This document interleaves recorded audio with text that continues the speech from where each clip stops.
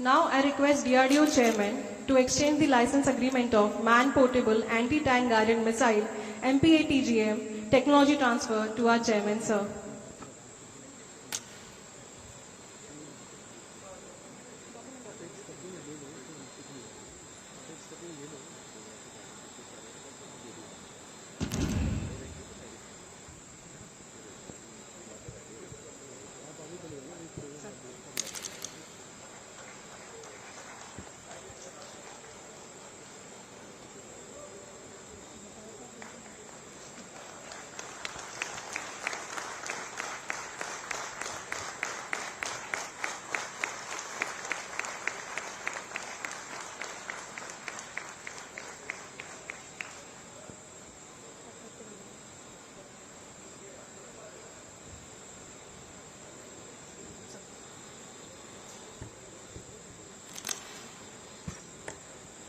अब मैं माननीय रक्षा मंत्री जी से विनम्र निवेदन करना चाहती हूँ कि वे अपने आशीर्वचनों से हमें उद्बोधित करें। आदरणीय श्री राजनाथ सिंह जी।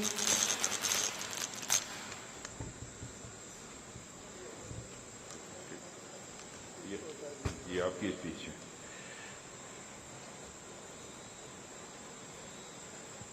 बोलते समय कोरोना प्रोटोकॉल को तो तोड़ा जा सकता है। Chief of army staff general M Naravane और chairman and secretary DRDO doctor Satish Reddy, DG infantry lieutenant general A K. Samantrao and chairman Economic Explosive Limited Solar Industries Shri Satyanarayana ji. अब आगे नहीं बोलूंगा क्योंकि मैं केवल सत्यनारायण जी जानता हूं, आगे नवल लिखा है या नरवाल लिखा है मैं नहीं समझ सकता। अन्य वरिष्ठ अधिकारीगण और ईएल के सभी कर्मचारीगण और यहां मौजूद मेरे सभी सम्मानित बहनों एवं भाइयों, सचमुच आज इस कार्यक्रम में भाग लेकर मैं स्वयं को ही गौरवान्वित महसूस कर रहा हूं।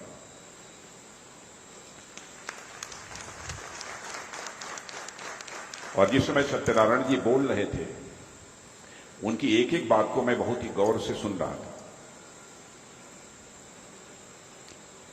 और मैं कह सकता हूं कि सत्यनारायण जी ने जो करिश्मेटिक काम किया है डीआरडीओ के सहयोग से, उसकी जितनी सराहना की जाए वह कम है।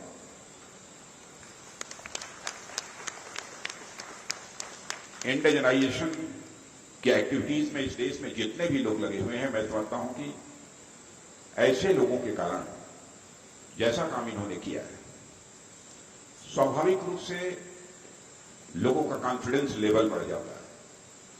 करिश्मेटिक काम किया है और आज इस डीआरडीओ के टर्मिनल बैलिस्टिक रिसर्च लैब की सहायता से मेसर्स इकोनॉमिक एक्सप्लोसिव लिमिटेड द्वारा निर्मित मल्टी मोड हैंड ग्रेनेड भारतीय सेना को सौंपा गया है। मेरी सर जब बात हो रही थी तो आर्मी चीफ एम नरवणे ने भी इसकी प्रशंसा की, इस ग्रेनेड की। और जब आर्मी इसकी प्रशंसा कर रही है तो इसका मतलब कि इसमें कहीं पर किसी प्रकार का कोई खोट नहीं है, किसी प्रकार की कोई कमी नहीं। और यह जैसा अवसर है, इस अवसर पर आप सब लोगों के बीच मौजूद होकर सचमुच मुझे बेहद खुशी हो रही है। और यह ग्रेनेड जो तैयार हुआ है, यह प्राइवेट सेक्टर के द्वारा तैयार हुआ है, गवर्नमेंट का कोई लेना देना नहीं। और इतना ही नहीं, मैं मानता हूं कि रक्षा क्षेत्र में पब्लिक और प्राइवेट सेक्टर की साझेदारी की यह अपने में एक बहुत बड़ी मिसाल है। इस रूप में मैं इसे देखता हूं।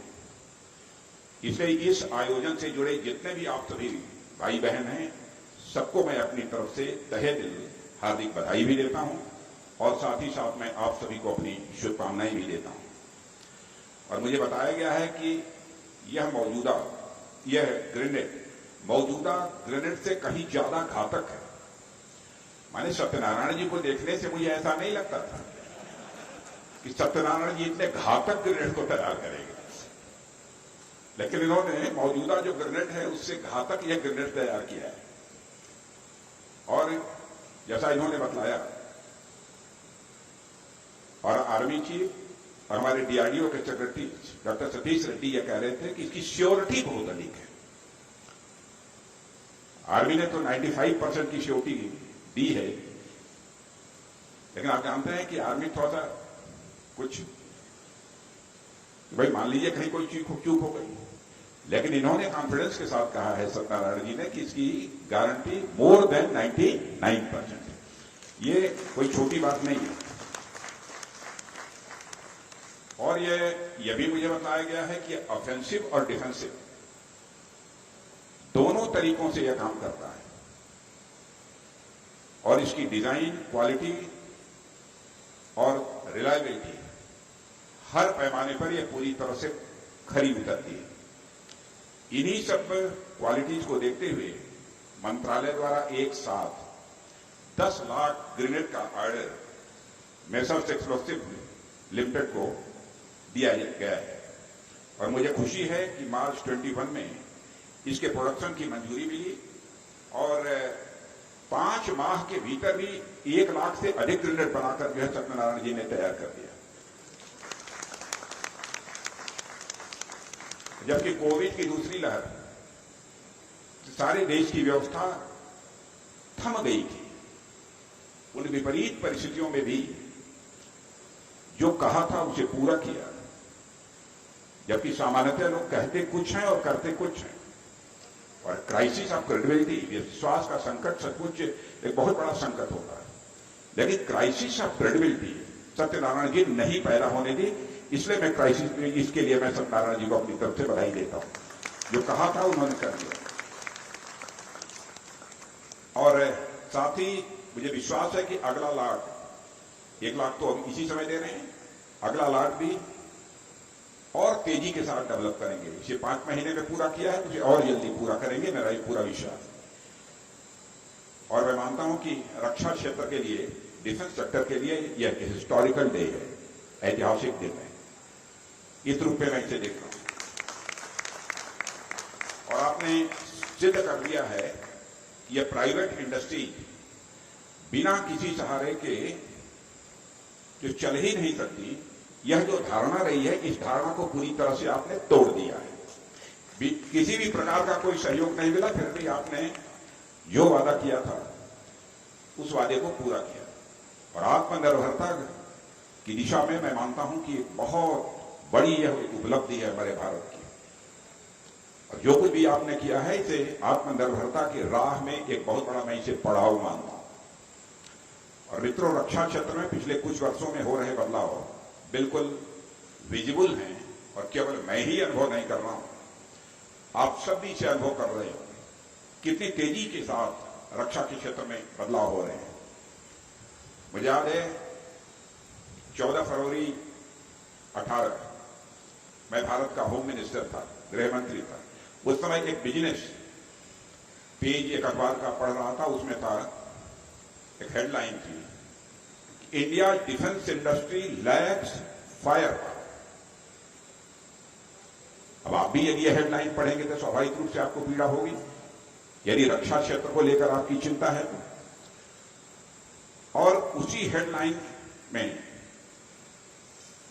अब रक्षा मंत्री की जिम्मेदारी संभालने के बाद स्वाभाविक रूप से मुझे वह बात जो अखबार में पढ़ा था वह मुझे याद थी। हम लोगों ने फैसला किया कि इंडस्ट्रीज के लिए जिस भी प्रकार के सहयोग की आवश्यकता होगी वो हर प्रकार का सहयोग हम लोग प्रदान करेंगे। अब मुझे खुशी होती है कि इस क्षेत्र में अब तक जितने भी मल्टी स्टोन वर्क हुए हैं उसमें अधिकांश का मैं साक्षी रहा हूं रक्षा मंत्री रहते हुए। और साथियों, हमारी गवर्नमेंट ने डिफेंस इंडस्ट्री को खड़ा करने और चलाने हेतु अनेक कदम उठाए हैं और यहां पर जो कदम हमारी सरकार के द्वारा उठाए गए हैं उनमें से कुछ कदमों की मैं चर्चा करूंगा।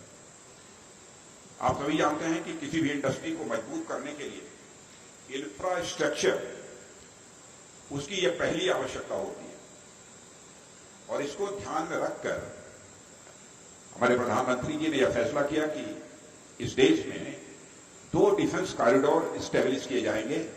एक डिफेंस कॉरिडोर उत्तर प्रदेश में होगा तो दूसरा डिफेंस कॉरिडोर जो है तमिलनाडु में होगा। और मैं पूरी तरह से आश्वस्त हूं यह जो 2 कॉरिडोर स्टैब्लिश किए गए हैं आने वाले समय में न केवल डोमेस्टिक रिक्वायरमेंट्स को पूरा करेंगे बल्कि भारत को एक नेट एक्सपोर्टर कंट्री के रूप में खड़ा करने में वह मदद करेंगे। और रक्षा मंत्रालय ने पहली बार एक बड़ा कदम उठाते हुए डिफेंस प्रोडक्शन और एक्सपोर्ट प्रमोशन पॉलिसी 2020 का ड्राफ्ट जारी किया है। डिफेंस से जो लोग जुड़े हैं संभवतः उनको इस बात की जानकारी होगी और यह पॉलिसी 2025 तक 1,75,000 करोड़ के वार्षिक टर्नओवर के लक्ष्य को प्राप्त करने में सहायक होगी। मैं पूरी तरह से कॉन्फिडेंट हूं और यह पॉलिसी हमारी स्ट्रेंथ भी बढ़ाएगी और इंडियन डिफेंस मैन्युफैक्चरिंग को एक रोड मैप भी प्रदान करेगी। इसके प्रति भी मैं पूरी तरह से आश्वस्त हूं।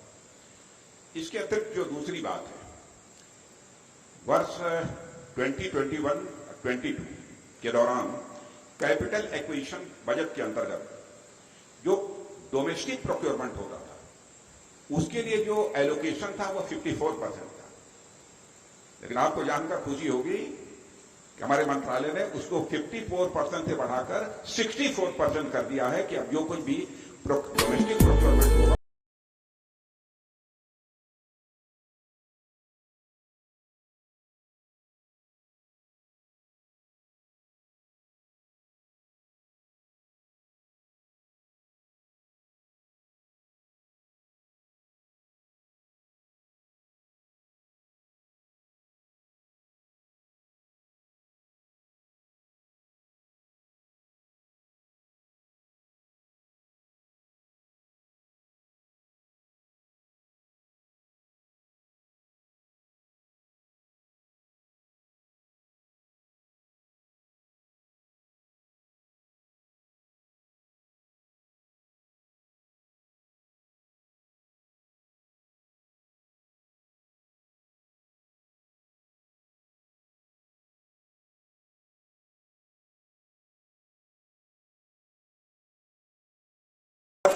कंपनियां जब थर्ड पार्टी एजेंसीज की सर्टिफिकेशन प्राप्त कर सकेंगी और अब तक 10 कंपनियों को सेल्फ सर्टिफिकेशन का यह दर्जा भी दिया जा चुका है। आप सबको समाचार पत्रों के माध्यम से भी इस बात की जानकारी मिली होगी। हमारा भारत दुनिया में केवल वेपन्स, एमिनिशंस, प्लेटफॉर्म्स इनके मामले में केवल एक इंपोर्टर कंट्री के रूप में ही न पहचाना जाए बल्कि भारत एक एक्सपोर्टर कंट्री के रूप में इस इंटरनेशनल कम्युनिटी में विवादित करना चाहिए। इसलिए हम लोगों ने 209 ऐसे पॉजिटिव आइटम्स की एक लिस्ट तैयार की है और तय किया है। कुछ आइटम्स 2021 तक, कुछ आइटम्स 2022 तक, कुछ 23 तक, कुछ 24 तक, यानी हम उसके बाद ये 209 आइटम्स जिनकी पॉजिटिव लिस्ट तैयार की है हम किसी भी सूरत में दुनिया के किसी दूसरे देश से इंपोर्ट नहीं करेंगे। ये हम लोगों का है, क्योंकि जब तक डिटर्मिनेशन न हो, जब तक कन्विक्शन न हो, तब तक किसी लक्ष्य को हासिल नहीं किया जा सकता। इसलिए यह करना आवश्यक था और यह घोषणा जो हम लोग ने की है उसके परिणाम स्वरूप डोमेस्टिक जो हमारे वेंडर्स हैं उनके अंदर भी एक चुनौती आई है और एक और कदम उठाया हम लोगों ने। 41 जो हमारी ऑर्डिनेंस फैक्ट्री थी उनके कॉर्पोरेटाइजेशन का फैसला हम लोगों ने किया है ताकि वो अधिक प्रभावी भूमिका निभा सकें, वो मोर इफिशिएंट बन सके। यही उद्देश्य था और मुझे यहां कहते हुए खुशी है नेशनल सिक्योरिटी को लेकर ऑर्डिनेंस सेफ्टी बोर्ड में काम करने वाले हमारे कर्मचारियों की भी कितनी प्रतिबद्धता, यानी किस हद तक का कमिटमेंट है कि 41 ऑर्डिनेंस सेफ्टी बोर्ड की इंडस्ट्री का कार्पोरेटाइजेशन करने का फैसला कर लिया हम लोगों ने, और हमारे ओएफपी के कर्मचारियों ने कोई आंदोलन नहीं किया। लोग कहते थे बड़ा आंदोलन हो, बहुत चैलेंजेस सामने आएंगे, लेकिन हमारे कर्मचारियों ने होने नहीं दिया। मैं यहां पर अपने ऑर्डिनेंस फैक्ट्री बोर्ड के भी कर्मचारियों को बधाई देना चाहता हूं। सरकार का एक ये भी फैसला है जिसकी आपकी कोई बात की जानकारी होगी, फॉरेन डायरेक्ट इन्वेस्टमेंट 74% ऑटोमेटिक रूप से होगा और 100% गवर्नमेंट रूप से होगा। यह भी हमारी सरकार का फैसला है। स्वाभाविक रूप से यह फैसला जो फॉरेन मैन्युफैक्चरर्स हैं उनको भारत में इन्वेस्टमेंट करने के लिए वह आकर्षित करेगा। जो सरकार ने आत्मनिर्भरता के लक्ष्य को प्राप्त करने के लिए प्रयास किए हैं उनकी एक लंबी लिस्ट है, इसलिए बहुत विस्तार में जाकर उसकी चर्चा करने का कोई औचित्य नहीं। लेकिन एक और महत्वपूर्ण कदम है जिसकी मैं यहां चर्चा करना चाहूंगा, वह डिफेंस इंडस्ट्री का बैकबोन है, वह है डीआरडीओ। डीआरडीओ जिसके कि यहां पर सेक्रेटरी डॉक्टर सतीश रेड्डी बैठे हुए हैं, और डीआरडीओ के द्वारा टेक्नोलॉजी का ट्रांसफर करना यह बहुत बड़ी बात है, क्योंकि टेक्नोलॉजी की अहमियत कितनी बढ़ती जा रही है यह आप सबको बताने की आवश्यकता नहीं है। और मैं कह सकता हूं कि यह प्राइमरी नेसेसिटी है किसी भी इंडस्ट्री की, प्राथमिक आवश्यकता है किसी इंडस्ट्री की, और इस टेक्नोलॉजी को ट्रांसफर करने का काम डीआरडीओ ने किया है। और आप इस सच्चाई को भी जानते होंगे, दुनिया में उन्हीं देशों का प्रभुत्व है जो टेक्नोलॉजी के मामले में आगे हैं अथवा जिनका टेक्नोलॉजी के ऊपर प्रभुत्व है, उन्हीं का बोलबाला है। क्योंकि आजकल टेक्नोलॉजी बहुत जल्दी ही आउटडेटेड हो जाती है, इसलिए इस क्षेत्र में वर्चस्व बनाए रखने के लिए भी बहुत खर्च करना पड़ता है। यह बहुत एक्सपेंसिव काम हो गया है। और मुझे बताया गया है कि इंडस्ट्री अपनी रिसर्च एंड डेवलपमेंट में कई बार तो 80% 90% खर्च कर देती है, और प्रोडक्ट्स की कास्ट बामुश्किल 10 to 20% होती है। ऐसे में नई इंडस्ट्रीज के लिए टेक्नोलॉजी डेवलप करना ये बहुत मुश्किल काम होता है, लेकिन इस काम को हमारा डीआरडीओ तो कर ही रहा है, और इस देश की अब कुछ इंडस्ट्रीज भी इस काम को करने लगी है। ऐसे में सरकार द्वारा टेक्नोलॉजी का ट्रांसफर करना सचमुच एक बड़ी बात है, और प्राइवेट सेक्टर की कंपनियों के लिए इनक्यूबेटर की भूमिका निभाते हुए डीआरडीओ ने निःशुल्क बिना पैसे के टेक्नोलॉजी को ट्रांसफर किया है। निःशुल्क टेक्नोलॉजी का ट्रांसफर, टेस्टिंग फैसिलिटेशन का एक्सेस तथा 450 से अधिक पेटेंट्स का फ्री एक्सेस ये प्रदान किया है। और स्वाभाविक है इससे हमारी इंडस्ट्री की समय और ऊर्जा, और केवल समय और ऊर्जा में ही नहीं बल्कि लागत में भी काफी कमी आएगी, काफी बचत होगी।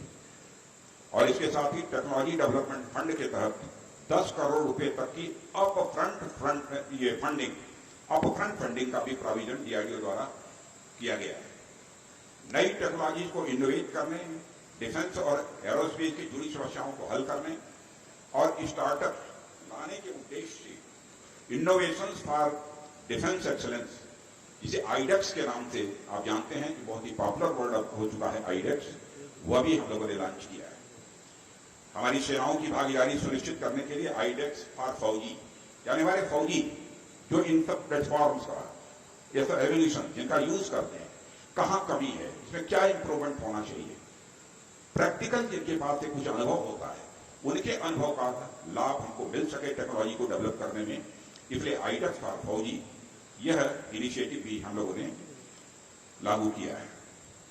सरकार द्वारा उठाए इन कुछ कदमों से प्राइवेट इंडस्ट्री स्वाभाविक है उत्साह में आई हैं, और रक्षा के क्षेत्र में और भी प्राइवेट इंडस्ट्री आ रही हैं, और उसका परिणाम यदि देखना है तो हम स्वयं यहां पर जो हमारी इकोनॉमिक एक्सप्लोसिव लिमिटेड है उसको एक मिसाल के रूप में देख सकते हैं।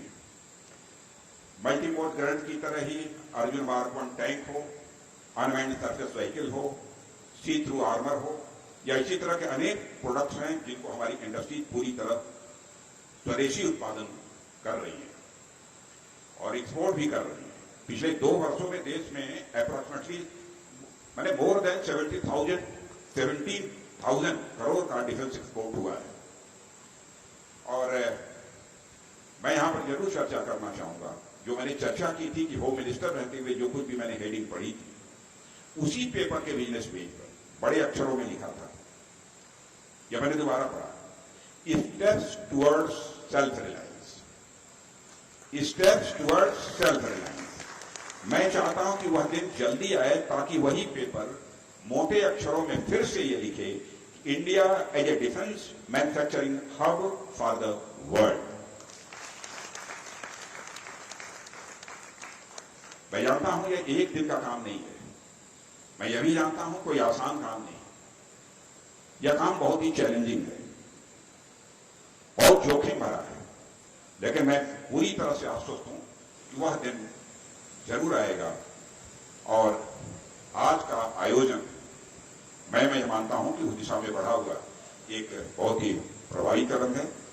इन्हीं शब्दों के साथ मैं आप सभी का आह्वान करता हूं, आप जैसे इस रक्षा उद्योग में जो लोग हैं वो पूरे विश्वास के साथ आगे आए और रक्षा क्षेत्र में हम पूरी तरह से आश्वस्त हैं कि हम आत्मनिर्भरता के लक्ष्य को प्राप्त करके रहेंगे। इन्हीं शब्दों के साथ मैं अंत में पुनः सत्यनारायण जी, उनकी पूरी टीम, जितने भी यहाँ के हमारे साइंटिस्ट होंगे, हमारे जितने भी एम्प्लॉइज होंगे, इंजीनियर्स होंगे, जितने भी लोग किसी भी प्रकार का काम करने वाले लोग, सबको इस कामयाबी के लिए मैं तहे दिल बधाई भी देता हूं और साथ ही उन लोगों को अपनी तरफ से हार्दिक शुभकामनाएं भी देते हुए अपना निवेदन समाप्त करता हूं।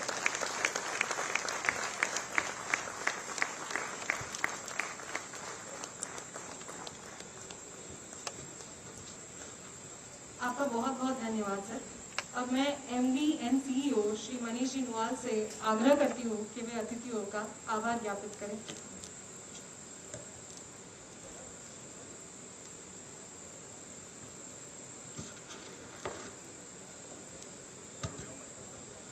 Respected Honorable Raksha Mantri Ji Shri Rajnath Singh Ji, respected Chief of Army Staff General M.M. Narawane Ji, respected Chairman DRDO Shri Satish Reddy Ji, respected DG Infantry Lieutenant General A.K. Samantara Ji, senior dignitaries, distinguished guests,